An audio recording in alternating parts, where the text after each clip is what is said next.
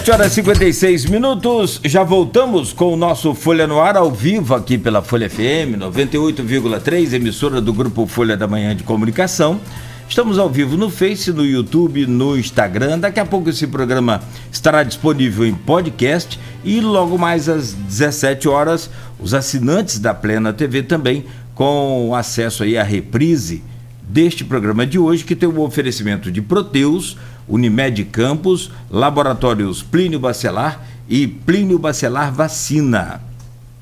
Estamos conversando e recebendo hoje presencialmente a Clarissa Garotinho, deputada federal e pré-candidata à reeleição. Já demos uma vasculhada aqui nas suas ideias e opiniões, né, Clarissa? Sobre essa reeleição, sobre esse que na verdade é um tabuleiro de xadrez quase que invertido, né? Essa coisa de política. Quem entendia muito bem disso, o saudoso João Peixoto, Joãozinho, sabe? Essa coisa de articulação política. Tem um outro também, Sivaldo Abílio, conhecia bastante também essa questão de projeção de coeficiente eleitoral, coeficiente partidário, na hora da apuração ali, dava tudo certinho. Tanto é que João Peixoto sempre acertava, né? Sempre acertava. Ele era mestre. A última foi com o Heber Silva, que ele falou, pastor, o senhor veio por meu partido que o senhor ganha com 18 mil. E não é que o segundo do partido de João teve 18 mil, elegeu Heber Silva, teve 21 mil e pouco, 22 ou mais. E não, até hoje Heber Silva conta isso aqui. Ele tem essa coisa, tinha essa coisa bem fácil. Eu, sinceramente, né, também não é minha praia, não me arrisco nisso. Como diz o Aloysio, que o senhor Aloysio falava, nós temos aqui um oceano de conhecimento, um palmo de profundidade. Bom, meu caro Arnaldo Neto, por gentileza, abre esse bloco. Vamos lá, Clarissa, eu queria falar um pouco sobre a sua relação com o governador Cláudio Castro. Eu cheguei a te entrevistar na inauguração do Restaurante Popular, ainda num conjunto de grupo político, todo mundo junto, no mesmo palanque, você, seu pai, todo mundo junto com o governador. E hoje, evidentemente, existe um racha entre parte do grupo e o governador. O prefeito até fala que vai esperar um pouco a questão das definições eleitorais para depois se posicionar em relação à pré-candidatura do Castro à reeleição. Queria saber como que se deu esse processo de afastamento da deputada Clarissa com o governador Cláudio Castro.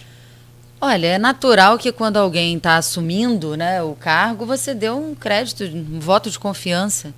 O Cláudio era um vereador inexpressivo na capital, que se elegeu com uma quantidade pequena de votos, puxado ali, né, por uma votação imensa.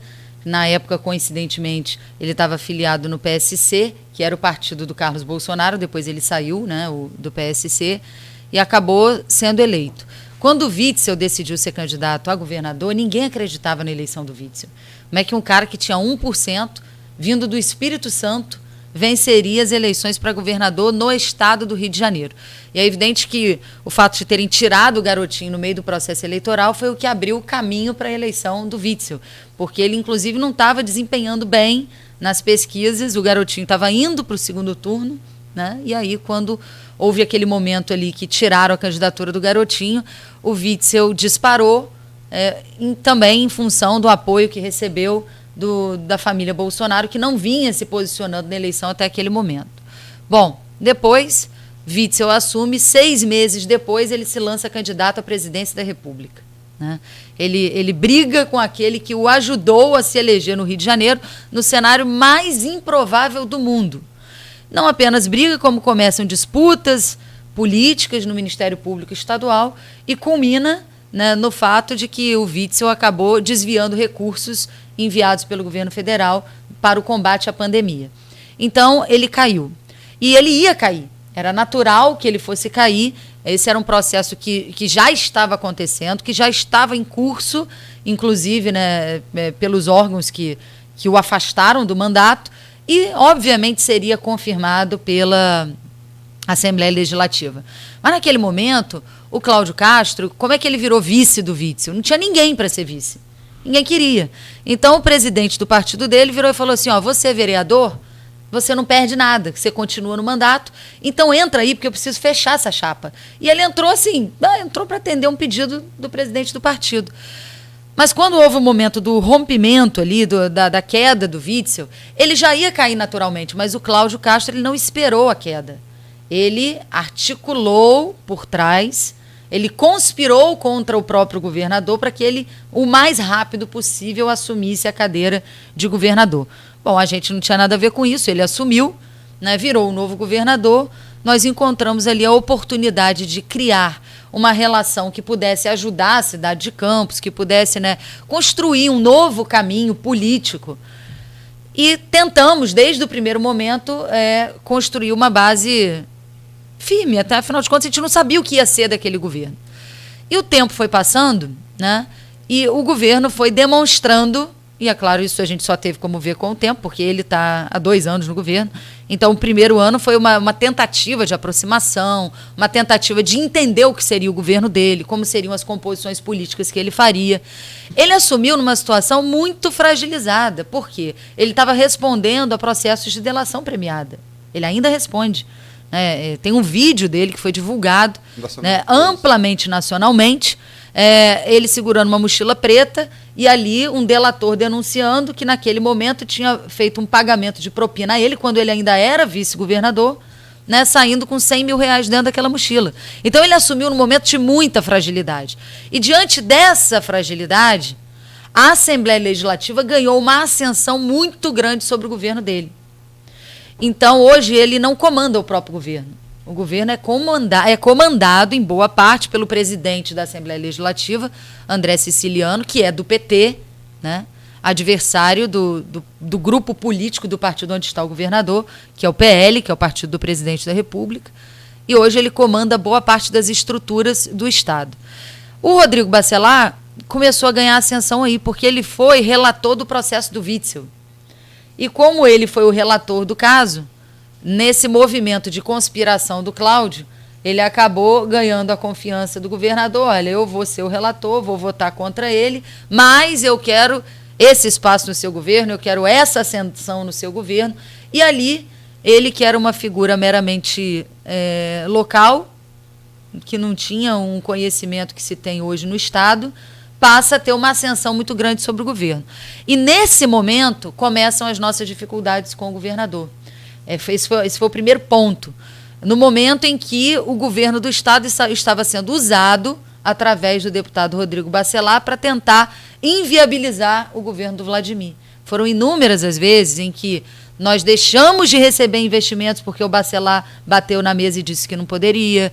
Foram inúmeros os momentos em que o Bacelar, né, chegou a desrespeitar a primeira-dama, né, publicamente, todo mundo viu isso, e depois a interferência na eleição para a Câmara de Vereadores usando estruturas do Estado. Então isso criou um afastamento político, primeiro.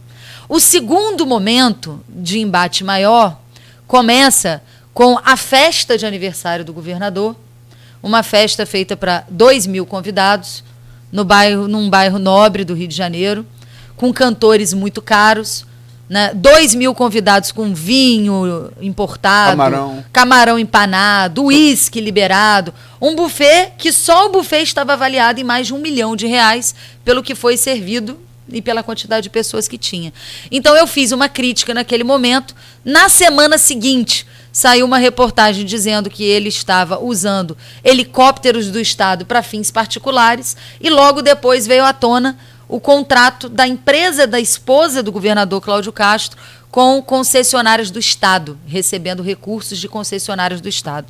E aí foi o momento onde foi o meu rompimento definitivo com ele, porque eu falei, essas práticas já foram adotadas no Estado do Rio de Janeiro pelo ex-governador Sérgio Cabral, que fazia a mesma coisa, usava o escritório da primeira-dama Adriana Anselmo para lavar dinheiro público. É inadmissível. Você imagina, Arnaldo, o que aconteceu 5 dias depois, mas ninguém tinha conhecimento disso, isso veio a público agora, né, cerca de 2 meses atrás.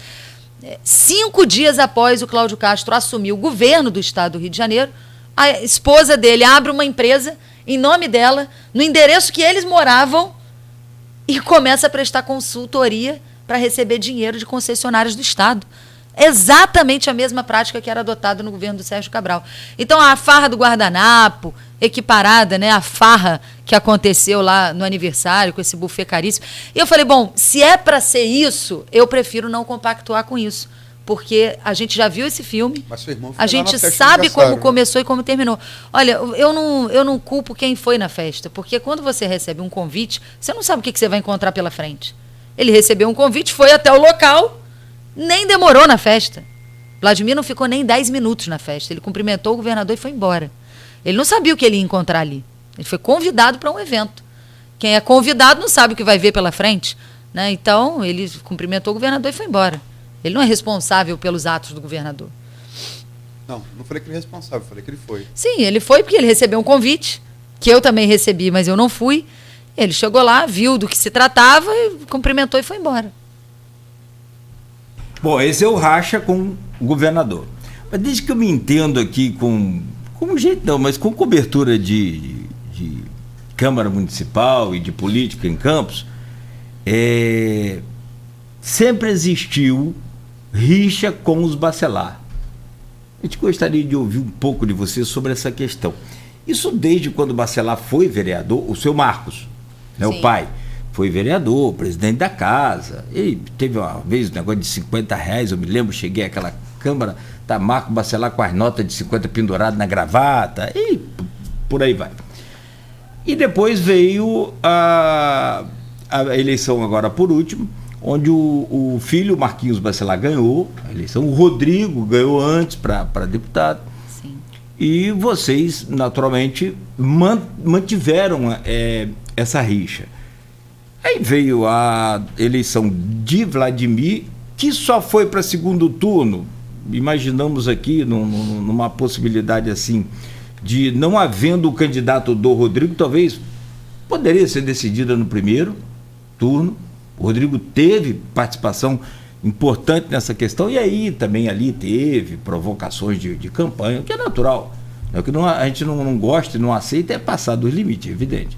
Mas daí veio a eleição para presidente da Câmara, que eu acho que onde foi que azedou a coisa toda entre o grupo do Vladimir, daí naturalmente o seu grupo, o grupo dos garotinhos, com os Bacelar. E ali a coisa pegou para valer. O Marquinhos ganhou a eleição, né, depois foi anulada.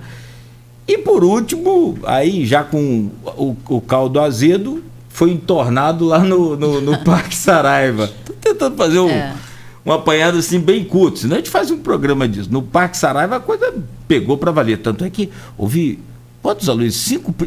Quatro princípios de tumulto. Teve que o pessoal da segurança, o pessoal da Polícia Militar intervir para não, né, o clima acalmar um pouco ali naquela reunião.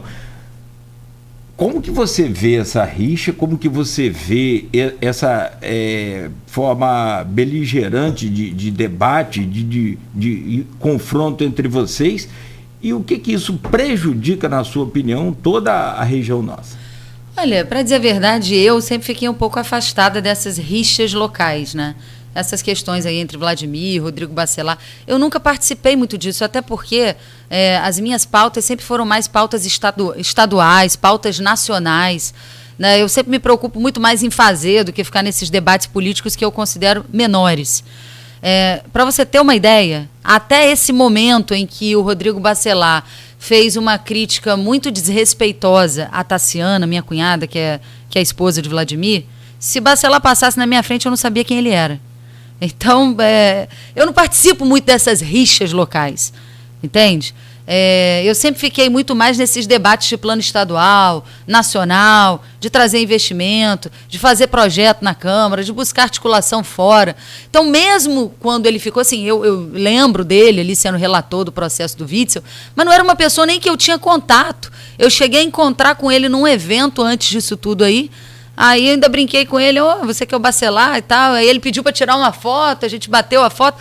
Então, assim, essa disputa ela existia aqui, mas eu não fazia parte disso. Mas é evidente que quando você tem uma interferência na Câmara de Vereadores, porque todo mundo sabe que nenhum prefeito governa sem a Câmara, você precisa da Câmara para aprovar os projetos. E não é normal uma cidade ficar numa situação em que a Câmara não consegue fazer reunião por 3 meses. Não é normal, né, você ter polícia dentro da Câmara de Vereadores, vereadores puxando arma dentro da Câmara de Vereadores. Então a situação se tornou insustentável. Isso tudo era uma tentativa de inviabilizar o governo do Vladimir. Aí sim, nós tivemos que nos posicionar politicamente. Clarissa, eu falei no primeiro bloco, que a gente tocar no segundo, a coisa de Mérida, e era além da pré-candidatura dele. Ao que consta, e isso eu apurei à época, a sua mãe se manifestou, né, no Facebook, colocou: Vladimir, você chegou onde está com carimbo do garotinho, não precisa dar os olhos verdes, e aí eu comecei a apurar o que houve. Né? Parece até Shakespeare. Aliás, né? O único da família que teve os belos olhos verdes. Essa chance eu não tive. Mas e os dois sempre tiveram uma relação muito próxima, né? O Concha sempre tiveram uma relação muito próxima, Rosinha e Vladimir. Mas, enfim, o que eu apurei, com fonte muito segura, fonte muito segura do seu próprio grupo, é que a coisa começou a desandar numa ligação entre Garotinho e Vladimir, quando o Garotinho descobre no União, no diretor estadual, que Mérida havia sido filiado, sem ele saber. Ele liga para Vladimir na conversa e tal, e Vladimir fala que foi Bruno, depois fala que foi ele e tal. A conversa desanda, né? Sua mãe antes já teria reclamado, naquele momento você ainda pleiteava ser pré-candidato estadual, da divisão de votos em Campos entre você e Bruno, naquele momento você era estadual, e as duas coisas se juntaram e o caldo acabou entornando e se tornou público, né? Isso está superado. Eu soube que ontem teve uma conversa de Vladimir com seus pais. Eu não sei se ela chegou a se confirmar, mas estava prevista para ontem. A coisa está contornada? Olha, Aloísio, família é assim mesmo, né? Às vezes a gente se abraça, se beija, no outro dia você fica zangado, mas família é família. Família está sempre em primeiro lugar, família para mim é uma coisa sagrada, né? Então, naquele momento, de fato, Vladimir cometeu um erro, porque ele filiou, ou ele, ou Bruno, não sei quem foi, filiou o Mérida sem o conhecimento do grupo político. Veja, eu sou irmã dele e eu sou membro da executiva estadual do partido. Então, Vladimir ele é prefeito de Campos, mas se ele quiser ter voz ativa dentro do partido, ele tem que se posicionar e tem que se filiar no partido. Ele hoje está sem partido político. Então, o partido político funciona assim, você precisa participar, você precisa estar afiliado para você poder ter voz ativa dentro do partido. Então, houve ali um desentendimento ali, né? Mas que já está tudo superado. Família, a gente se abraça, a gente se breja, né? É assim mesmo, acaba brigando, depois faz as pazes. Faz parte de toda a casa, né? Acontece nas melhores famílias. Mas isso você pode ter certeza que está absolutamente superado, né? Nós temos assim algumas visões políticas diferentes. É natural. Vladimir ele é prefeito de Campos, ele precisa equilibrar pratos e fazer um jogo de cena que eu não preciso fazer e que não me proponho a fazer, principalmente em relação ao governo do Estado, né? Então, eu tenho a liberdade política de me posicionar, que talvez ele, na condição de prefeito, não tenha. E isso, às vezes, traz alguns embates, é natural. Nós não podemos aqui, por exemplo, mentir, né? Quando eu digo o seguinte, olha, tudo bem, quer parceria com o governo do Estado, mas que seja uma parceria real, seja uma parceria para valer, né? Porque o governador do Estado, em promessas, ele prometeu 700 milhões para Campos, mas efetivamente Campos não recebeu nem 300 milhões. Parece muito para quem não entende de orçamento, nossa, 300 milhões, mas em termos de comparação do orçamento do Estado, o que outras cidades receberam, o que Campos recebeu foi o equivalente a cidades com 20 mil habitantes. Nós temos 600 mil. Então, que frutos essa parceria de fato está rendendo, né, para a cidade de Campos? Então, existe muito discurso, existe muita promessa, mas a prática de parceria ela não é tão real assim. Você falou família, lembra a música Titãs, né? Família, cachorro, gato, galinha, almoço junto todo dia, nunca perde essa mania. Mas é isso mesmo, é verdade. Mas está superado essa reunião de Vladimir com seus pais ontem, ela ocorreu e foi... Eu soube que eles tiveram uma reunião, mas eu não participei porque eu estava aqui em Campos, né? Eu tive reuniões ontem aqui, então ele estava no Rio, eu estava aqui, a gente não teve oportunidade de conversar sobre isso. Vamos lá, candidatura de Garotinho a governador. essa madrugada, o André Mendonça votou junto com o Nunes Marques e com o Fachin contra a relatoria do Lewandowski, contra o voto do Gilmar Mendes favorável a Lewandowski, que foram pela nulidade das provas de check-in, 3 votos a 2, as provas devem continuar a valer. O Correio da Manhã, inclusive, abriu hoje a manchete. É um jornal que já foi, antes da ditadura, era o maior jornal do Rio de Janeiro. O Magnavita está voltando a ser muito bem informado sobre esses bastidores de política estadual.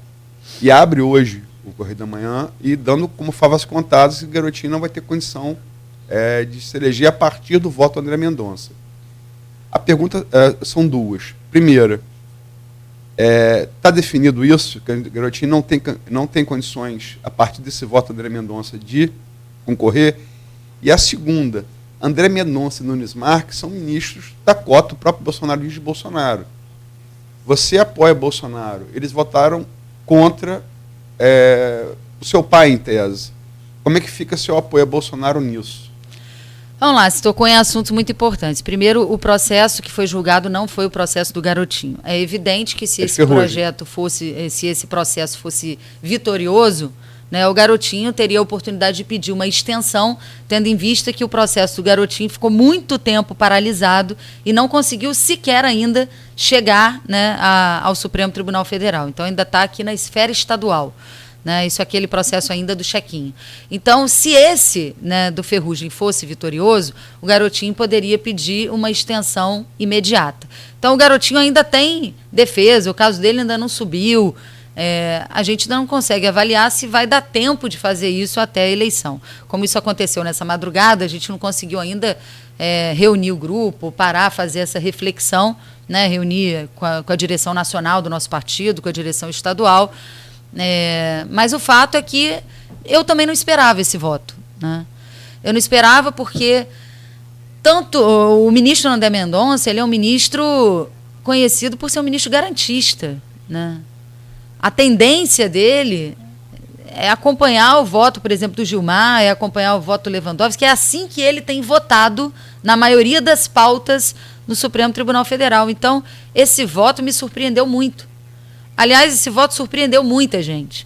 Inclusive, você citou o Magnavita, o próprio Magnavita disse para mim que estava surpreso, que não imaginava um resultado como esse. Se você me perguntar o que aconteceu, não sei te dizer, porque nenhum dos dois, nem o Cássio, nem o André Mendonça, nenhum dos dois ministros justificaram o seu voto. O que é incomum, porque se espera que numa situação como essa, ainda mais numa situação que tem um impacto eleitoral forte, que os votos venham bem embasados, sejam eles favoráveis ou sejam eles contrários. Mas não houve embasamento nenhum. Tanto o voto do Cássio foi acompanha a divergência, como o voto do André Mendonça foi acompanha a divergência sem nenhuma justificativa. Então, de fato, me surpreendeu muito, até porque os dois acompanharam a divergência do Fachin, algo que é absolutamente incomum na trajetória política dos dois, na trajetória processual, dos dois dentro do Supremo Tribunal Federal. Então, de fato, é difícil entender esse julgamento. Eu estou muito surpresa, vou dizer, inclusive, decepcionada com esse resultado, né? E vamos ver daqui para frente. Ainda o julgamento não acabou, o julgamento ele foi reaberto, ele só acaba até o dia 5 de agosto. Isso significa que, inclusive, os próprios ministros que votaram têm condições de fazer revisão dos seus votos, né? Esse julgamento não está encerrado, ele só se encerra no dia 5 de agosto. Mas nós temos aí um prazo do recesso, né? E o recesso cai justamente no período que se iniciam as convenções partidárias. Então, de fato, isso é algo que prejudica, sim, né, o andamento, não inviabiliza por total, porque as convenções elas vão até o dia 5 de agosto. Né, vão até início de agosto. Então, torna as coisas um pouco mais lentas. Né. Mas, para mim, foi um voto incomum, sem embasamento, uma divergência. Né, quem acompanha o voto deles sabe que eles não costumam seguir Fachin. Foi algo que, realmente, para mim, eu não consegui encontrar explicação. Nem jurídica, nem processual, Até porque eles mesmos não embasaram o voto. Então, eu não consegui entender o motivo do voto. A gente sabe que o Estado Democrático de Direito, desde Montesquieu, os poderes deviam ser dependentes, né? Mas a gente sabe que no jogo jogado da política nem sempre é assim. Uma pergunta direta. Você é aliado de Bolsonaro. Cláudio Castro é aliado de Bolsonaro. Nessa interferência que não deveria haver, mas que pode haver, pesou mais o Cláudio Castro do que o seu apoio a Bolsonaro para essa decisão, ou você acha que isso é relevante? Olha, é muito difícil você dizer que pode ter interferência política num processo na justiça, né? Mas, cada vez mais, existe uma confusão entre a justiça, a política. O Cláudio é governador do Estado, eu sou uma deputada federal. Eu não vou dizer que teve interferência do presidente nisso, mas eu posso dizer que o Cláudio trabalhou incansavelmente todos os dias. Ele tem muito receio da candidatura do Garotinho, porque todas as pesquisas mostram que o Cláudio ele cresce no anti-Freixo, né? Existe um temor da candidatura do Freixo e o Cláudio, numa opção entre Cláudio e Freixo, ele cresce no anti-Freixo. Mas ele é um político sem identidade, ele é um político que ninguém sabe o que de fato pensa, ele é um político dúbio, com um pé em cada canoa. O partido dele, que tem a base de deputados bolsonaristas, faz a campanha Castro-Bolsonaro, mas o governo dele faz a campanha Castro-Lula. Então, ele dá uma entrevista, por exemplo, no maior jornal da capital e diz: eu sou Bolsonaro, mas eu não vou criticar o Lula. E depois ele abraça o senador do PT e diz: meu senador, sendo que o partido dele tem o Romário, que é o candidato a senador do Flávio Bolsonaro. Ele tem uma postura muito dúbia, uma postura muito desleal. Inclusive, eu acho, né, na minha avaliação política, é muito ruim até para o presidente Bolsonaro que ele só tenha um palanque no Rio, porque, na verdade, hoje ele tem meio palanque. Hoje o Bolsonaro ajuda muito mais o Castro do que o Castro ajuda o Bolsonaro. Se você parar para pensar do lado do Lula, você tem o Felipe Santa Cruz, que foi presidente da OAB, que vai fazer campanha para o Lula. Você tem o Freixo fazendo campanha para o Lula. Você tem o Rodrigo Neves, ex-prefeito de Niterói, que embora esteja no partido do Ciro Gomes, né, ele vem do PT, ele tem uma trajetória e vai apoiar o Lula, talvez no final já do primeiro turno ou no segundo. Então, e o Bolsonaro ele tem meio palanque no Rio de Janeiro. Ele tem o palanque do governador dividido. Por quê? Porque o governo do Cláudio está altamente contaminado pelo PT. Então, você vê, a Secretaria de Cultura trabalha para o PT, a parte antiga da SEDAI, né? A SEDAI foi vendida, mas ficou, a empresa antiga continua como estrutura do Estado, ela trabalha pelo PT, setores da Secretaria de Meio Ambiente, da Secretaria de Fazenda, a Secretaria de Obras e Infraestrutura, todas elas trabalham para o PT, fazendo a campanha nos bastidores. O Cláudio Castro, ele tenta utilizar o método de eleição do Pezão. Qual foi o método de eleição? O Pezão tinha o palanque oficial Pezão e Dilma, e o governo trabalhava, né, um pedaço do governo, bem menor do que hoje tem, o Cláudio. Ele trabalhava o Aezão, que era o Aécio com Pezão. Então, ele faz um grande arco de aliança, destrói os seus adversários e faz campanha nos dois palanques presidenciais. O Cláudio está reproduzindo isso. Ele está tentando tirar todos os adversários do caminho, fazer um grande arco de alianças e tocar a campanha partidária Cláudio e Bolsonaro e a campanha de governo Castro e Lula. É complicado, né? Podia fazer Agora, eu sei separar as coisas, né? Não, embora eu não apoie o Cláudio Castro, eu mantenho o meu apoio ao presidente da República. A gente vai chegar nisso no próximo bloco, só para terminar isso, para não perder o foco do seu pai, da pré-candidatura do seu pai. É inegável, todas as pesquisas apontam isso, todos os analistas dizem isso. Ele tira votos do Cláudio Castro. Você falou isso. E do Freixo também. A pesquisa mostra que ele tira voto dos dois lados. Mas ele é muito mais temido, o Cláudio Castro, do que por Freixo. Ele enfim. E também, esse passarinho que assovia algumas coisas, me contaram que seu pai está com muita munição. E a gente conhece o estilo do seu pai, né? Em relação ao governo. É fato, isso pode ser usado em campanha, pretende ser usado em campanha? Olha, quando você se torna a única voz de oposição, então, digamos assim, tem duas pessoas hoje que fazem oposição forte ao governador do Estado. Uma sou eu, que sou deputada federal, e aí junto, né, entra a representação da família Garotinho. O Garotinho começou a receber muitas informações quando nós tivemos a coragem de dizer que as práticas estavam se repetindo e se tornando as mesmas práticas do governo do Sérgio Cabral. A deputada Alana Passos, que inclusive é uma deputada bolsonarista, né, e que ela também é opositora do Cláudio Castro. O que acontece? Quando você é oposição, para onde vão as informações? Vão para a oposição, né? E olha, de fato, quando a gente olha por dentro ali o que tem, o Garotinho já deu algumas pistas aí essa semana, a corrupção é tão grande e é um nível de amadorismo tão grande, muito maior do que o do governo do Sérgio Cabral, que eu posso assim dizer para você que, independente da candidatura do Garotinho ou não, esse governo vai cair. Mais cedo, mais tarde, mas ele vai cair. Porque é impossível o grau de corrupção que está sendo praticado dentro do governo do Estado, que em algum momento a Polícia Federal, o Ministério Público Federal, o Ministério Público Estadual não tome providências. Essas coisas hoje não estão mais apenas sendo faladas no meio político. Você chega na cidade do Rio de Janeiro, policiais falam sobre isso. Até em botequim se fala sobre isso. Porque a roubalheira é tão grande e são em tantos setores que quando esse castelo de cartas cair, ele vai desmoronar. Só antes de acabar o bloco, deixar claro que o espaço está aberto ao governador Cláudio Castro falar de coisas fortes ou qualquer representante que queira se manifestar no microfone da Rádio Livre.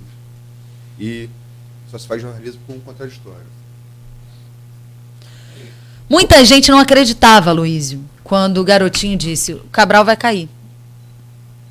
O tempo passou, demorou um pouco, mas ele caiu, não tinha como. Então, às vezes, esse papel de uma certa profecia antecipada, digamos assim, isso leva à descrença de algumas pessoas, mas a descrença acontece porque as pessoas não têm acesso às mesmas informações, né? E para tudo tem seu momento certo. O Garotinho não é policial, eu não sou policial, eu não sou membro do judiciário. Então, as denúncias elas estão acontecendo, elas estão sendo formalizadas. No momento certo, infelizmente, o Rio de Janeiro vai novamente viver esse filme. E eu digo infelizmente, eu preferia ter me surpreendido com o governador Cláudio Castro.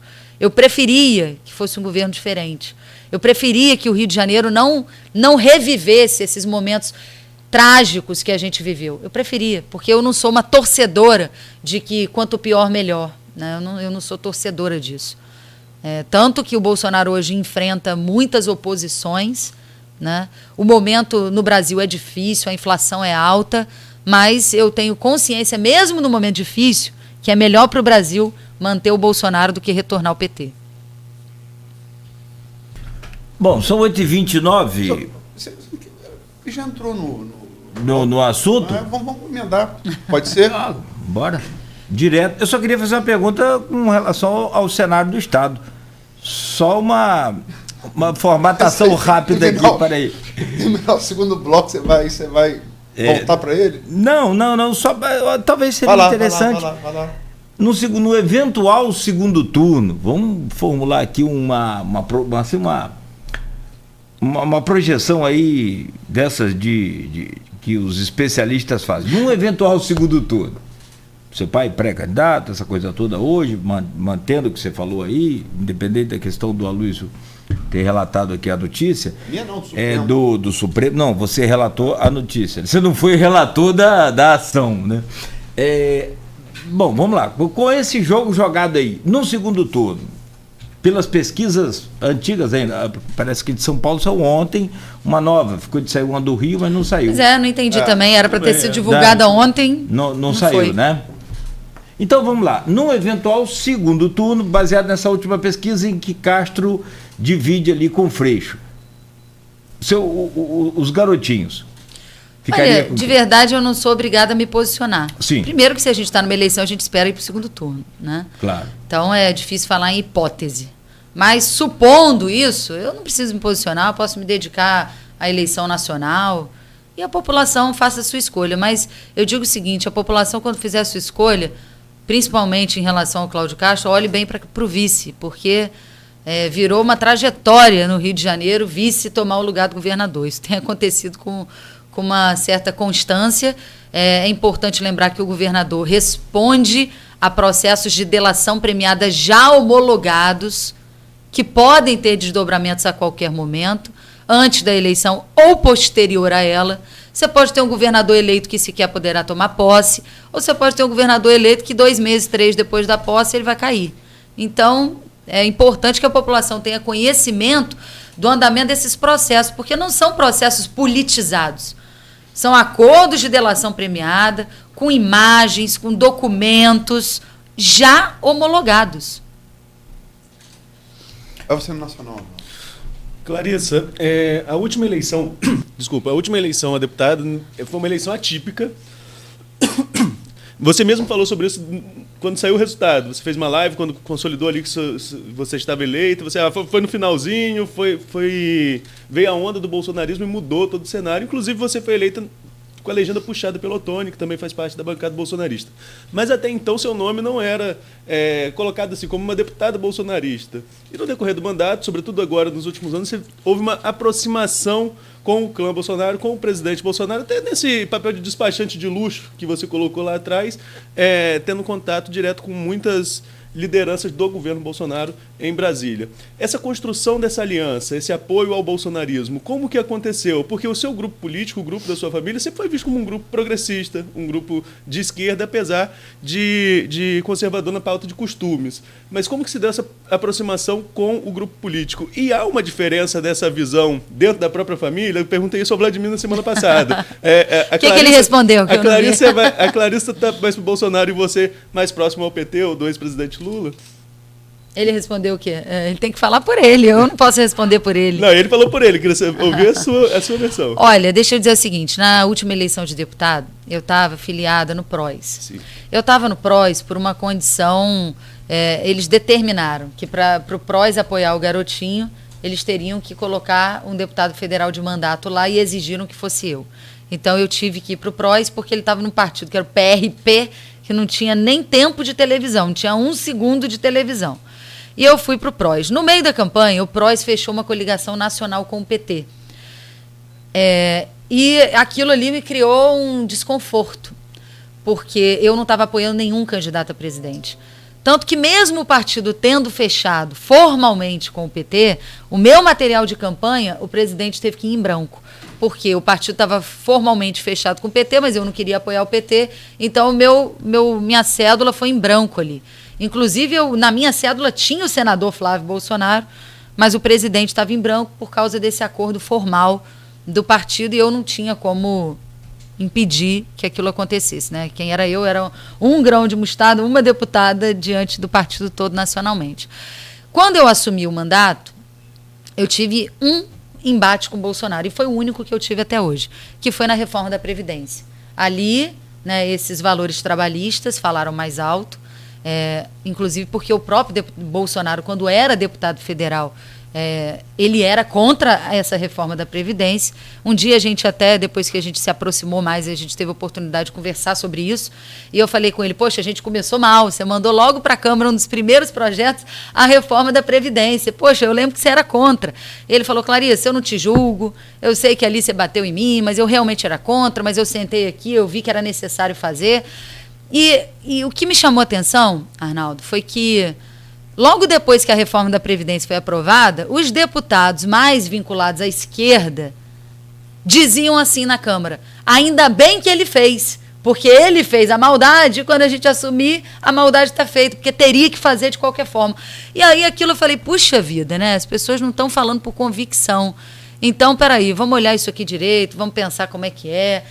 E aí, durante a pandemia, né, eu comecei a entrar um pouco nesse debate, porque eu via muita gente, né, que estava perdendo seus empregos, muitos negócios estavam, né, fechando, comércio, indústria, e aquela coisa de deixa a economia para depois e vamos ver no que vai dar, infelizmente isso trouxe um prejuízo econômico muito grande para o nosso país. E dali eu comecei a ter um diálogo maior, né, com o governo federal. O diálogo já vinha em função do mandato também de deputado, porque nós trouxemos 6 ministros a Campos, 6 ministros visitaram a nossa cidade durante o período em que o Bolsonaro é presidente e o Vladimir é prefeito. Então, num curto período de tempo, Que cidade do Brasil recebeu a presença de 6 ministros e que vieram para trazer investimentos, para fazer anúncios, como agora a última, a ministra da Família, que eu trouxe aqui, a Cristiane Brito, que veio anunciar um programa de qualificação para mulheres, assim como de infraestrutura, que veio fazer o anúncio desse pacote, né, de obras da duplicação dos trechos urbanos da BR-101. Então, ali a gente começou a se aproximar. Eu comecei a participar de reuniões da bancada evangélica que se reuniam com o presidente da República. Eu estava num processo de transição para um novo partido. Dentro do União Brasil existe uma bancada bolsonarista muito forte. Então, isso tudo foi criando uma aproximação com o Palácio do Planalto muito grande. E, por fim, né, você faz escolhas. Eleição, ela é voto e ela é veto ao mesmo tempo. Quando a gente para olhar o que já aconteceu no Brasil, a Petrobras está aqui no nosso estado do Rio de Janeiro, o governo do PT quebrou a Petrobras alcançou a marca da maior dívida corporativa do mundo. Quando a gente lembra, né, do Delcídio, que era líder do governo do PT no Senado, tentando comprar o silêncio do delator, quando a gente lembra dos dólares na cueca, do Delúbio, do Marcos Soares, do Marcos Valério, perdão, quando a gente lembra do Zé Dirceu, do Mensalão, do Petrolão, eu falo, bom, olha, o PT já governou quase 16 anos e a gente já viu no que deu. Então, o que eu acho é o seguinte, até por questão de justiça, o Bolsonaro merece um novo governo para que ele possa governar em condições normais. Afinal de contas, ele pegou aí 3 anos de pandemia. Ele vai ter 4 anos de governo, quase 3 debaixo de uma pandemia que atingiu o mundo inteiro. O mundo inteiro está vivendo inflação. Recentemente passou aí a reportagem, o Reino Unido vivendo a maior inflação dos últimos 40 anos no Reino Unido. A gente está vendo os preços subiram aqui, mas o pior do que o preço caro é você não ter o combustível, como está acontecendo com o governo de esquerda na Argentina, onde faltou diesel. Você imagina, a falta de combustível gera desabastecimento. Imagina uma crise dessa no Brasil. A gente estaria vivendo uma situação ainda pior.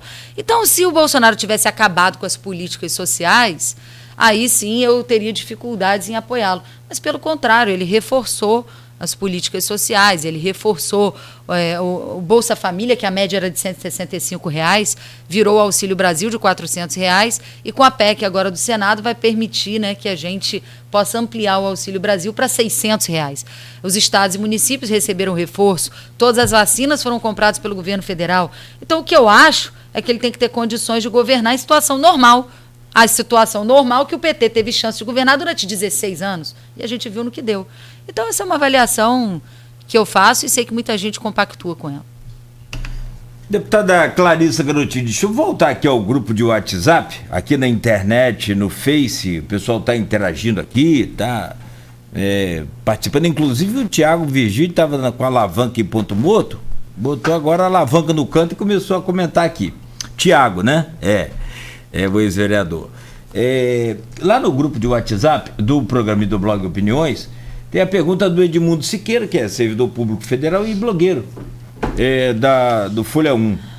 Ele diz aqui, deputado, em postagem recente de sua rede social, você citou o chamado kit gay, em tom de preocupação.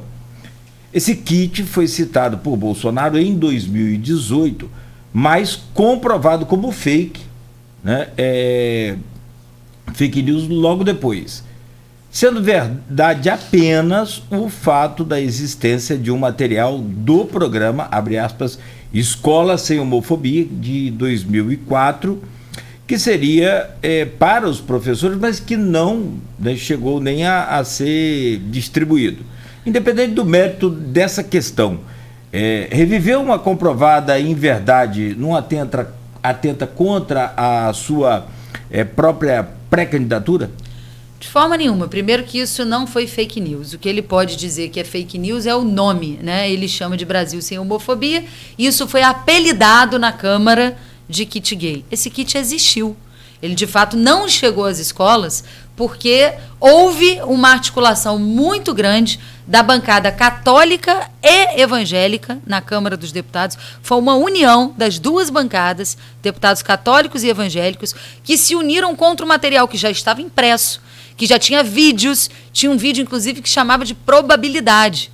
Um vídeo que seria distribuído para crianças pequenas na escola, dizendo o seguinte: olha, você é menino, mas se você namorar uma menina, você tem 50% de chance de ser feliz. Mas se você abrir essa opção para namorar um menino ou uma menina, você vai ter 100% de chance de ser feliz. Existia um vídeo chamado Probabilidade, inclusive.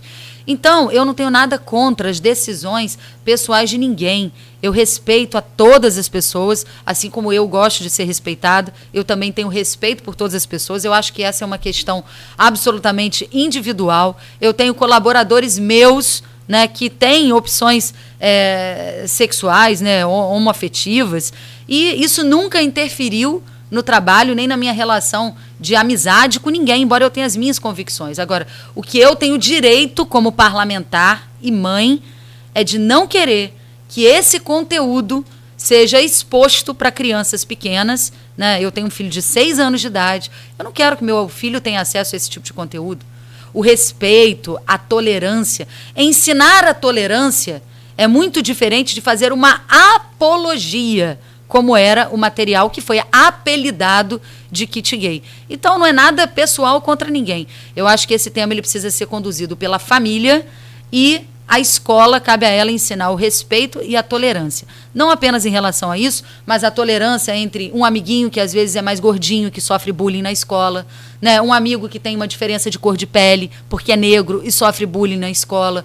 Então, assim, existe uma série de tolerâncias que precisam ser ensinadas, mas ensinar o respeito e a tolerância é diferente de um material que faz apologia e incentivo a uma determinada escolha. Larissa, vou pesquisar aqui. Eu me lembro no dia da eleição do segundo turno, você falou, foi eleição apertada para o prefeito de Campos. E você estava perguntando aqui, por que o Datafolha não divulgou pesquisa do governador do Rio, programada? A Paraná, contratada por Rodrigo Neves, tinha uma pesquisa programada para quinta-feira, na semana anterior à eleição. Margem de erro 3,5, ou seja, não divulgou. Isso quer dizer que a diferença de Vladimir para Caio, na quinta-feira, era o mínimo de 7,1%. Eu coloquei isso dizendo que a diferença até quinta-feira era essa. E o Vladimir ganhou no final por 4,8%, ou seja, a minha estimativa eu errei 2,3 pontos. E acabou se confirmando. Não é torcida, não é achismo, pesquisa. Saber ler pesquisa. Não há nenhuma pesquisa.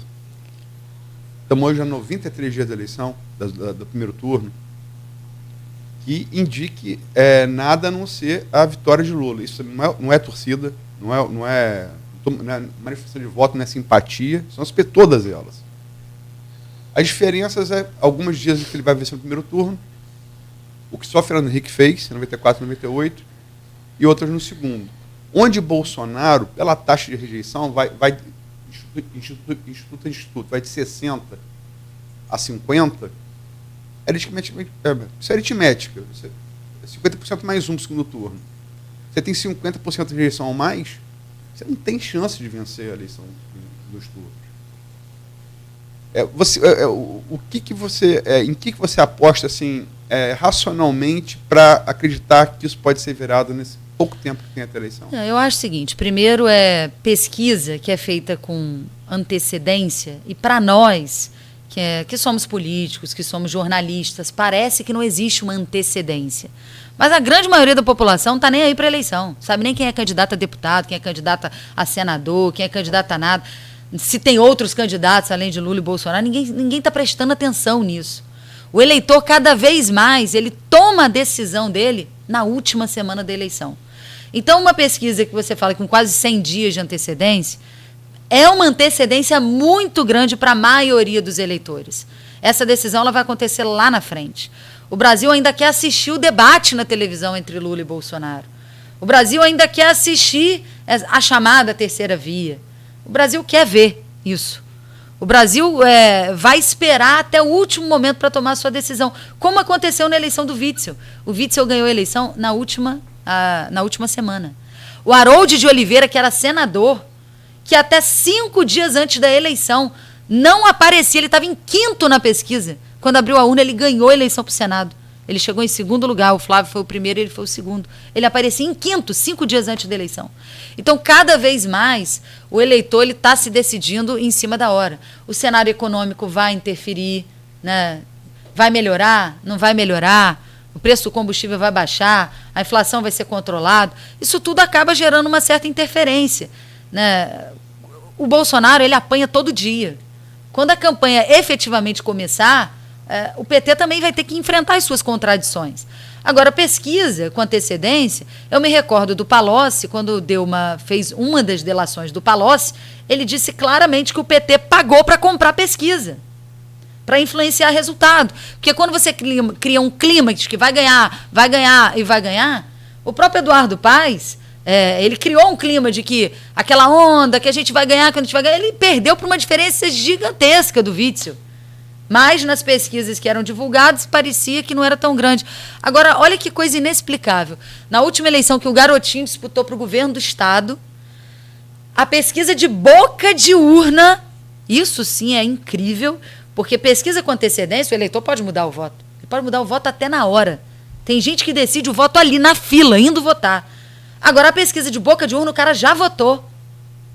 O Ibope fez uma pesquisa de boca de urna, com mais de 5.000 entrevistas, normalmente a média é de 1.200, né? Quando faz uma entrevista muito grande, são 2.000 pessoas. 5.000 entrevistas de boca de urna e tinha dado o Garotinho 10 pontos na frente do Crivella. Quando abriu a urna, o Crivella ficou 0,01 pontos na frente do Garotinho, uma diferença ínfima de votos. 10 votos ele reverteu numa pesquisa já de boca de urna. Então, isso é uma coisa muito complicada, sabe? Tanto esse negócio de pesquisa, como essa questão de urna eletrônica. Todo mundo fala assim, mas você se elegeu pela urna eletrônica. Ué, existe outra forma de se eleger? Eu posso concorrer avulso hoje? Não posso. Para concorrer tem que ter um partido político. Muita gente defende, por exemplo, candidatura avulsa. Mas a regra tem que ter partido político. Então, para você concorrer, você tem que ter partido político. Existe outra forma de você ter voto se não for para a urna eletrônica? Não tem. Então, se você quer ser candidato, você tem que se submeter ao sistema que nós temos hoje, que é um sistema não auditável. O problema não é a urna ser eletrônica, o problema é ela não ser auditável. Nenhum país do mundo, nenhuma democracia séria tem um sistema de urna eletrônica como o do Brasil. Você tem 3 países no mundo, com economias assim inferiores, com democracias totalmente instáveis, que adotam o mesmo sistema, 3 países no mundo.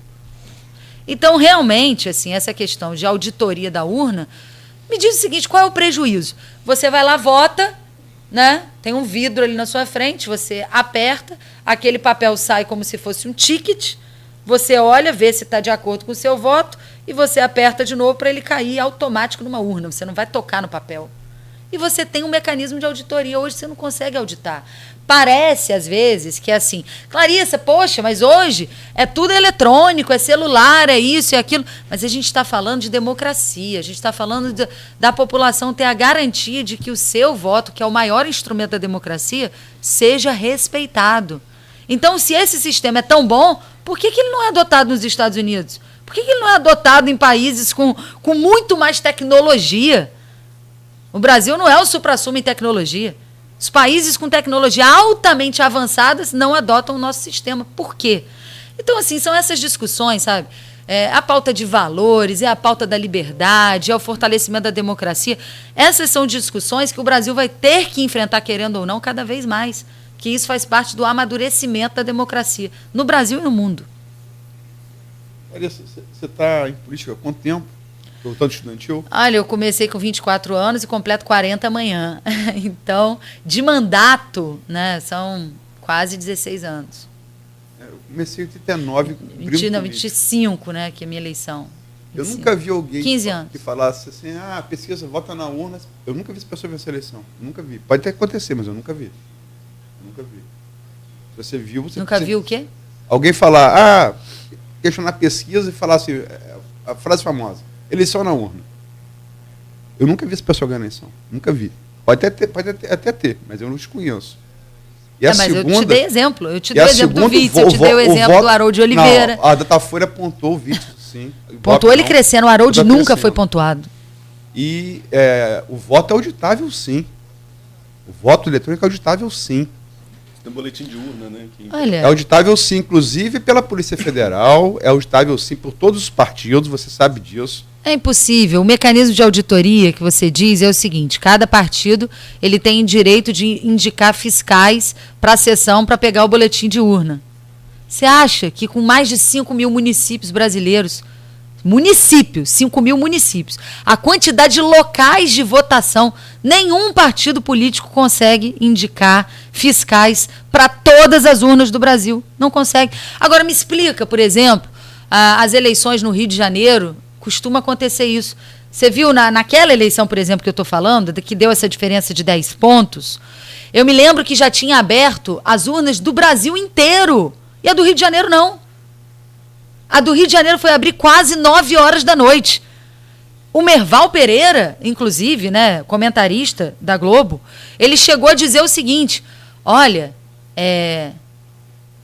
não sei o que está acontecendo, mas o garotinho está disputando essa eleição aí, essa demora em abrir as urnas do Rio de Janeiro, isso vai acabar até gerando uma desconfiança do resultado eleitoral.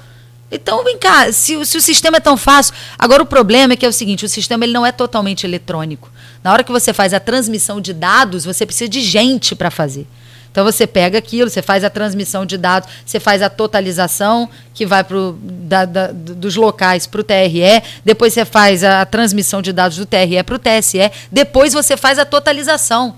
E todas as vezes em que foram testadas as urnas, né, encontraram falhas. Todas as vezes. Não teve uma vez que não foi encontrado falha, inclusive agora na última testagem, mais de 10 falhas foram apontadas. Então eu não estou aqui querendo dizer, o que eu quero dizer é o seguinte: existe outra forma? Não. Se eu quero concorrer, eu vou ter que concorrer dentro desse jogo, dentro desse sistema.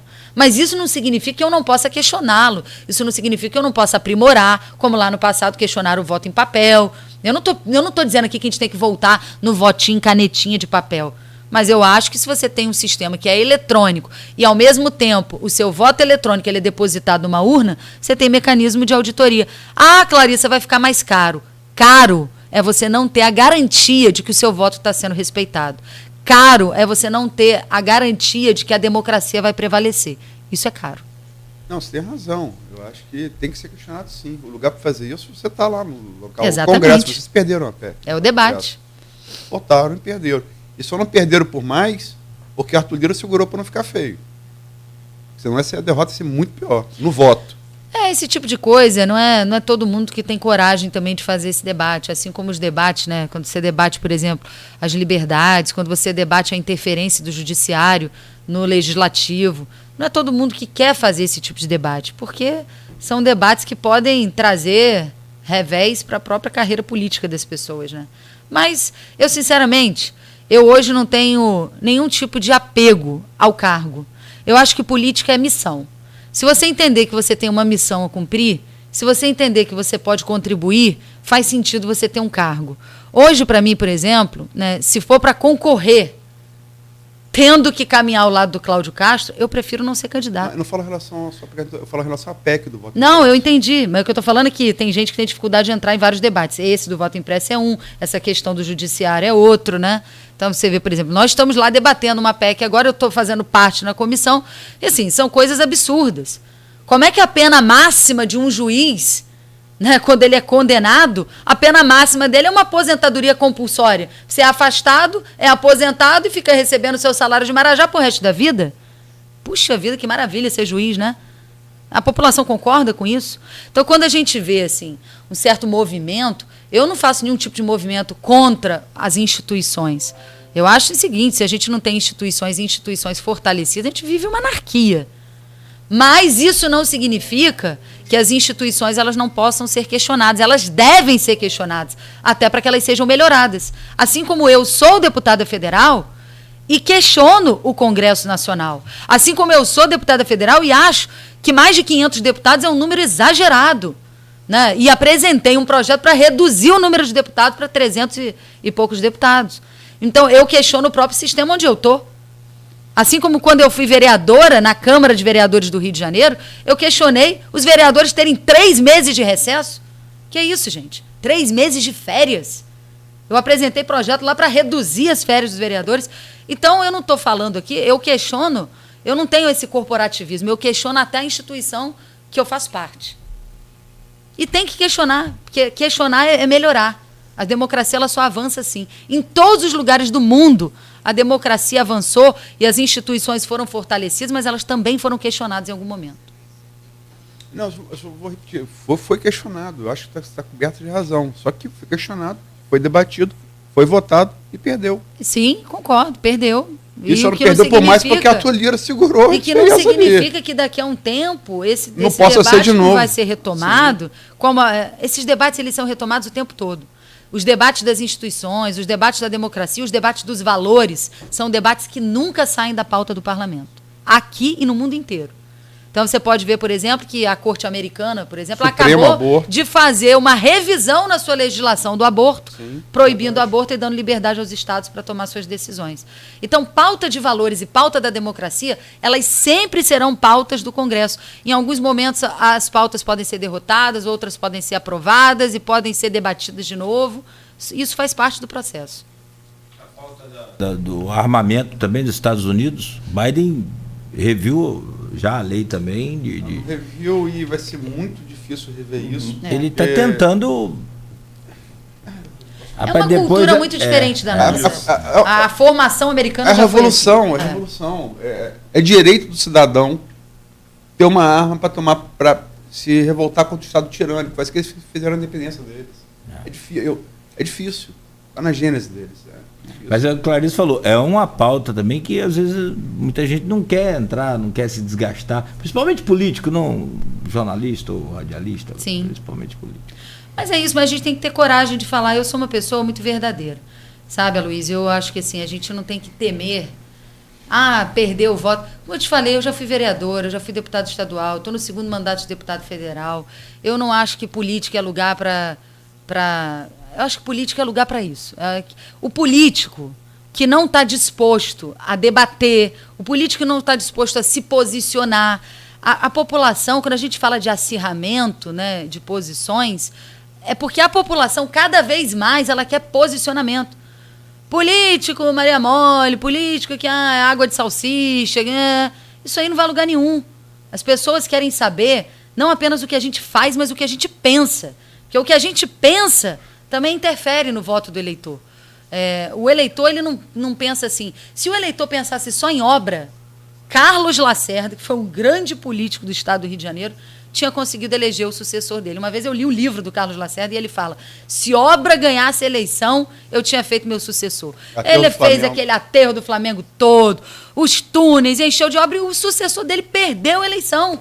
O Eduardo Paes tornou o Rio de Janeiro um canteiro de obras. Algumas até obras desastradas, que hoje estão dando problema, como o BRT. Mas é inegável que transformou num canteiro de obras. E ele não elegeu o sucessor dele, o Pedro Paulo. Por quê? Porque o Pedro Paulo era acusado de ser um agressor de mulher. E a cidade do Rio não queria um agressor de mulher como prefeito da sua cidade. Então, os valores, o que a gente pensa sobre a democracia, sobre a vida, sobre tudo, as pessoas querem conhecer o político. O político que quer ser personagem, em algum momento ele será desmascarado. Por isso que a gente tem que dizer a verdade. Em alguns momentos a gente pode rever nossas posições. Eu já revi posições minhas. E eu acho que a revisão de posicionamento faz parte da maturidade, faz parte do processo político. Eu, por exemplo, já fui contra a redução da maioridade penal. Hoje eu sou a favor da redução da maioridade penal. Um jovem que tem 16 anos, que já pode votar, que já consegue trabalhar através de vários programas do governo, que já tem acesso à informação, que não é o mesmo jovem de 30 anos atrás. O jovem de 16 anos hoje não é o mesmo menino de 16 anos atrás.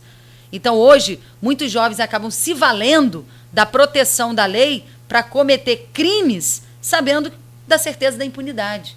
Então, essa foi uma revisão que eu fiz, por exemplo, ao longo do meu mandato. Você pode mudar de opinião? Pode. O que você não pode é ser um personagem. As pessoas não gostam de personagem. Eu acho que a gente tem que ser verdadeiro. Você ganha com isso, você perde com isso. Mas eu, pelo menos, prefiro estar bem com a minha consciência. Prefiro botar minha cabeça no travesseiro e saber que eu tô consciente do que eu estou fazendo. Só para fechar esses exemplos que você deu aí, o mais emblemático de todos, teve um rapaz chamado Winston Churchill que derrotou outro rapaz chamado Adolf Hitler e perdeu a eleição depois da guerra. Então, as coisas mudam. É. Segunda Guerra Mundial. Acho que a gente já está caminhando para o final da entrevista, mas já que vocês rolaram, eu vou perguntar mais umazinha aqui. Clarissa, muito se fala também em contestar o resultado das urnas. Você falou que contestar as urnas o sistema eleitoral pode se contestar, como se levou isso ao Congresso Nacional. Você vê alguma possibilidade de se contestar o resultado, independentemente de qual seja ele, sobretudo nessa polarização que você colocou da eleição presidencial? Não, contestar o resultado pode acontecer, mas o problema é que hoje a auditoria não é confiável. Então você contesta e não tem mecanismo confiável. Mas eu falo em contestar que muita gente ainda vê a possibilidade de algum tipo de golpe, de não se aceitar o resultado das urnas. Você, hoje, mais próximo ao bolsonarismo, já ouviu alguma coisa em relação a isso? Acho que há alguma possibilidade disso? Olha, eu acho que muita coisa é mito de fato, entendeu? Você imagina o seguinte, aquela multidão que estava em frente ao Supremo Tribunal Federal nos atos de 7 de setembro. Quem teria conseguido impedir se aquela multidão quisesse ter invadido o Supremo Tribunal Federal? Eu não estou aqui dizendo que tinha que fazer, não tinha que fazer. Tá? Mas se alguém quisesse fazer ali, quem teria impedido? A própria polícia do Distrito Federal estava apoiando a manifestação. Quem teria impedido? Ninguém. Então, tem coisa que é muito mais retórica, né? Porque a retórica, porque o Bolsonaro, porque tem apoio de militares e tal. Existem alguns valores. Olha, a coisa está tão invertida hoje que a esquerda hoje fala em regulação de mídia. A coisa está tão invertida que a esquerda que diz que defende liberdade quer regular rede social. O Lula deu declarações aí que ia regular a mídia, que ia fazer acontecer. Ué, mas eles não vêm do PT, cujo lema era proibido proibir? E eles agora que querem proibir? Então essa coisa da liberdade é um debate. Ditadura pode existir de esquerda e de direita. O mundo já mostrou isso. Existe ditadura de esquerda e existe ditadura de direita. Eu não sou a favor de nenhuma ditadura. Seu pai começou um opositor da ditadura e hoje vocês estão apoiando o governo que faz apologia da ditadura, né? As coisas mudam. Mas qual é a prática de ditadura? Você vê o seguinte, eu falo dos militares, 64 e 85. Mas o fato de você ter militares no governo, perdão. Não significa que isso é ditadura. Seu pai se orgulha de ter iniciado carreira em oposição, ter sido inclusive preso. Poxa, quantos anos ele tinha? 14, 15 anos? Mas ele se orgulha era um outro momento, né? Assim, em compensação, na pauta da liberdade, na pauta dos valores, na pauta dos costumes, ele está muito mais próximo do lado de cá. E deixo claro que eu também estou falando por mim. Eu acho que a Folha no Ar deve convidá-lo aqui para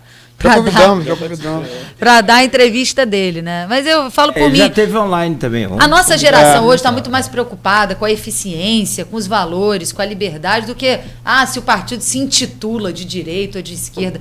Você vê o seguinte, você tem militares que fizeram parte do governo, extremamente competentes, como o ministro Tarcísio, né, que tá indo bem. Se você pensar, ele começou a campanha em São Paulo agora, ele está indo bem, ele tá tendo um bom desempenho. Foi um dos melhores ministros do Bolsonaro e ele é um militar. Né? Então, assim, você... mas a carreira dele foi mais feita no Congresso. Durante todo esse tempo, o que aconteceu? Teve alguma GLO?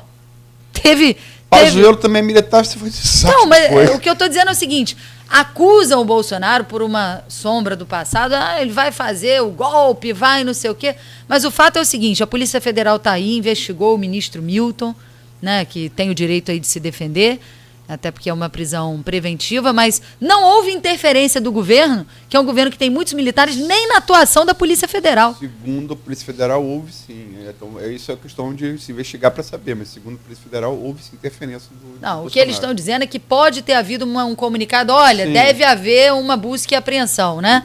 Que pode ter existido isso.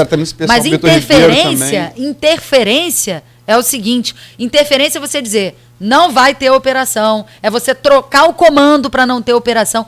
Não existe interferência maior do que a Dilma tentou fazer quando quis nomear o Lula como ministro dela para evitar que ele fosse preso. Concordo. Isso aí não tem interferência maior que essa. Querer dar foro privilegiado para evitar a prisão. Isso não é interferência? Isso é interferência.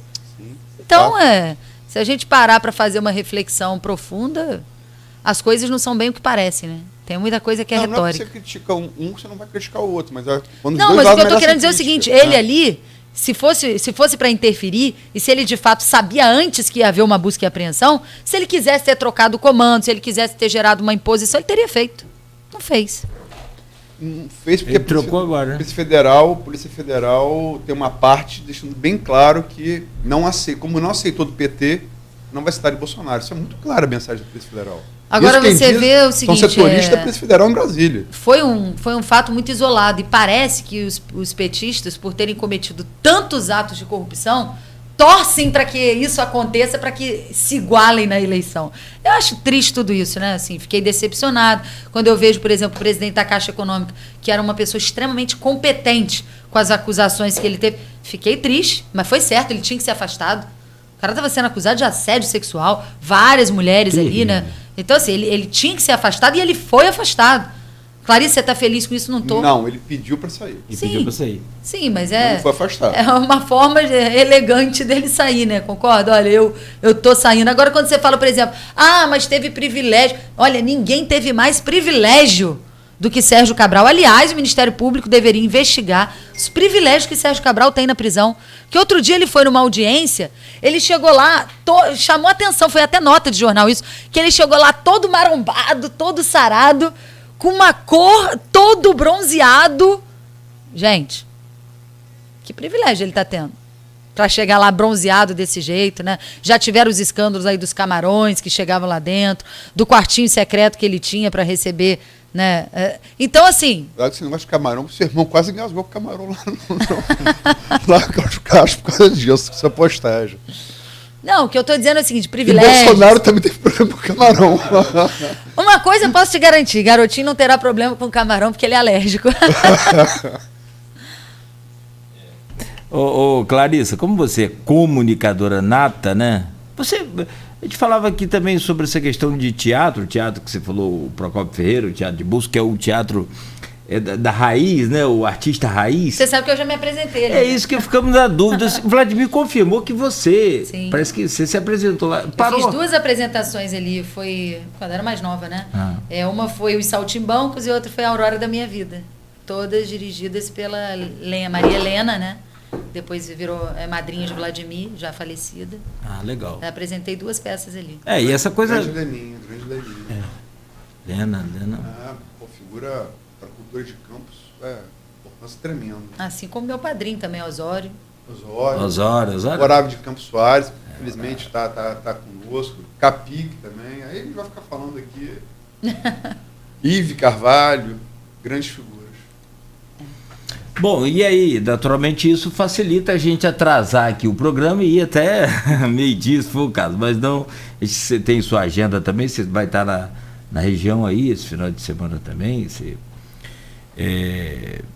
tem seus compromissos, então a gente quer te agradecer muito por estar aqui conosco nesta manhã, te desejar toda a sorte aí nessa caminhada, tanto lá em Brasília, que o que a gente torce, na verdade, para os políticos eleitos é que eles possam representar a gente de forma, substancial e que a gente consiga aqui, por exemplo, sobreviver independente de prefeitura, que tudo é prefeitura, mau empregador. Então, assim, que a gente consiga ter aqui, e não vai ser fácil, principalmente para o seu irmão, que vai encarar essa dificuldade agora, nos próximos anos. Hoje Campos tem a possibilidade de usar ainda pelo aquele TAGNE, termo de ajuste de gestão, 75% dos royalties esse ano que vem, 2023, 50%, 2024, zero, não pode mais. Então, você imagina, se tirar hoje os royalties para pagar a folha de pagamento. Os funcionários, os servidores não vão ter de onde receber. Essa coisa de que zera, isso aí depois você pode tentar novos acordos. Olha, a recuperação, o regime de recuperação fiscal do Rio de Janeiro já era para ter sido cancelado há muito tempo, não tinha nem direito à revisão e já foi assinado de novo. Então, a gente tem que viver um dia de cada vez. A ansiedade não faz bem a ninguém, né? Se me permite, é uma opinião, não sou economista, pelo contrário, mas é uma opinião do que a gente vê no dia a dia da realidade de Campos. Você acha viável, hoje, por exemplo, cobrir uma folha de pagamento dessa de Campos sem royalties? Olha, eu posso te dizer que a Prefeitura está preparada para lançar no próximo ano um grande pacote de investimentos. Você teve o primeiro ano, que foi um ano de arrumação da casa. Você tem agora o ano de apresentação dos projetos, de iniciar as licitações. E lá para o final desse ano e início do ano que vem, Campos vai virar um verdadeiro canteiro de obras. Você não tenha dúvida disso. Olha lá que obra não elege ninguém, hein? A obra não elege ninguém, a obra não elege ninguém por si só, né? Isso que eu quis dizer. Tá bom, então. Olha, muito obrigado. Um bom dia para você e seja sempre bem-vinda. Bom dia, queria agradecer a você, Cláudio, agradecer a Arnaldo, agradecer a você, Aloísio, agradecer a todos que nos acompanharam aqui no Folha no Ar. E estou sempre à disposição, quando quiserem convidar, eu estou de volta, tá bom? E contem com a gente lá em Brasília para continuar trabalhando, não só por Campos, mas por toda a região. Semana passada eu estive em Cardoso Moreira, né? Então, 2 praças, a principal praça da cidade e a praça que vai ser construída no interior também lá da cidade. Sede é do centro. Ibrahim a sede é do centro e também vamos fazer a de São Joaquim. Né? Essas são praças que estão sendo feitas com emendas do meu mandato. Fiquei muito feliz porque o Hospital São Vicente, né, que atende a todo o Noroeste, que fica em Bom Jesus, a gente conseguiu, através de emendas do nosso mandato, reativar o setor de hemodiálise, que estava fechado no hospital. Então, assim, a gente tem trabalhado por toda a região, assim como abrimos creches novas em Quissamã, né, com recursos também do nosso mandato, fizemos asfaltamento em São Fidélis. Então, a gente continua trabalhando, a gente está aí, o mandato está à disposição e a política é isso, a política é um espaço para servir, né? Quando a gente não tiver mais pronto para servir, é a hora de sair, né? Assim que funciona. E eu estou aí pronta para servir e deixando meu mandato à disposição. Aliás, só para encerrar, eu queria dizer que ontem o secretário de Educação da nossa cidade esteve no município de Itaboraí, a meu pedido, porque eu levei o nosso secretário, junto com a Kátia, nossa assessora especial da secretaria, a uma reunião no Ministério da Família com o secretário nacional da Pessoa com Deficiência, e nós já estamos reservando emendas para que a gente construa aqui em Campos, isso é um projeto muito bom, que é a Clínica Escola do Autista. Só tem 3 no Brasil. Campos vai ser uma das primeiras cidades, então, né, porque só temos 3 até hoje, a receber a Clínica Escola do Autista. A pessoa com espectro autista, ela precisa de ter acesso a terapias, né, muito específicas, e hoje não tem onde se fazer esses tratamentos. Então, essa clínica vai servir não apenas à nossa cidade, mas a toda a região. Então, é isso, a gente está trabalhando para servir, para ajudar, para apoiar, para trazer recursos, para trazer investimento. E quando chegar o momento certo, se as pessoas acharem que a gente deve continuar, a gente vai continuar. Se as pessoas acharem que não, a gente respeita a democracia. É assim que funciona. Arnaldo Neto, muito obrigado. Opa, agradecer a Clarice pela entrevista, obrigado, Nogueira. Semana que vem estamos de volta, de segunda a sexta-feira. A Clarice desejar boa sorte a todos os ouvintes, a Luiz, o Beto, todo mundo aqui no estúdio, um bom final de semana. E até segunda, se Deus quiser. Pintou o cabelo, não? Não preciso, os cabelos brancos aparecem, os meus. Né? E olha que minha idade está bem lá embaixo ainda. Tupetinho aí. Cortei o cabelo, é diferente. Cortar é diferente de pintar. Aqui ninguém pinta. Aloísio, que também não pinta. Não, dá pra ver que eu não pinto, não. Claro. Eu também não. Só você pinta de branco. Pintar ele não pinta, mas tá deixando crescer. Tá. É pra disfarçar a careca. Meu marido também tá cabeludo, tá com o cabelão grande. Agradecer a Clarissa pela entrevista. A gente teve aí. Agradecer o Antero também, que na assessoria fez essa costura. Né? Tivemos desmarcamos um lado, depois desmarcou do outro, conseguimos fazer nos 46 do segundo tempo. E tá mesmo, porque agora vem um período de convenções e você não pode mais fazer, pela impossibilidade de fazer com Sim. todos, né? Então, você tem que respeitar a legislação. Uma boa entrevista, acho que vai ser até difícil aqui a gente depois definir aqui o que vai tirar para essa entrevista, parte dela, não integral, vai estar amanhã uma página estándar do jornal, impresso, a Folha, no Folha 1 também, e desejar sorte. Não posso dizer que eu concordo com tudo, mas democracia é isso, como ela mesma falou, democracia é isso, é discutir, conversar, realmente as pautas saem, elas voltam, né? Eu acho que a discussão ela faz parte, agora prevalece, tem que prevalecer sempre, se respeitar a vontade da maioria. Sim. Bom, muito obrigada aí mais uma vez a todos que nos acompanharam até aqui. Muito obrigado também. Né? Desculpa, eu posso falar sobre uma coisa. Não sei segunda-feira com vocês, né? Mas terça-feira está confirmado o Alessandro Molon. Confirmado aqui. Muito bom. Presencial ou não, vai ser bom? Perfeito. Presencial é muito melhor. Já participei dos dois. Dos dois é melhor. É melhor estar aqui com vocês. Tá certo, sim. Nós também, com certeza, falamos o mesmo, né? Muito boa a sua visita e produtiva a entrevista, como sempre. Bom, agradecer o pessoal que interagiu com a gente aqui no Face. Não deu tempo de ler nada, alguns a gente registrou aqui, mas registro aqui em nome de toda a equipe do Folha no Ar, a gratidão pelo carinho de vocês aqui com a gente, acompanhando aí o programa. Arnaldo Neto, então, bom final de semana. Vai trabalhar, né, amigo? Isso, bom trabalho, bom, vai lá. E a Luísa também, bom final de semana, vai trabalhar. Que antes, quando era online, a gente dava aquele... Eles vão descansar em Atafona, Atafonense. A Luísa também é Atafonense de coração. Aí fala, você dá sorte, Nogueira, que nós estamos longe. Quando estiver perto, você fala em descansa, porque vai fazer jornal, cara. Como é que descansa, né, Luísa? Então, obrigado, bom dia, bom final de semana. Amanhã, Folha da Manhã, nas bancas bem cedo. Entrevista com Clarice amanhã. Qual a entrevista da Clarice? Vamos lá. 9h17, ficamos por aqui. A gente volta na segunda-feira com o Folha no Ar. Oferecimento de Proteus, Unimed Campos e Laboratórios Plínio Bacelar. Quando se pensa em exames laboratoriais, logo vem em nossa cabeça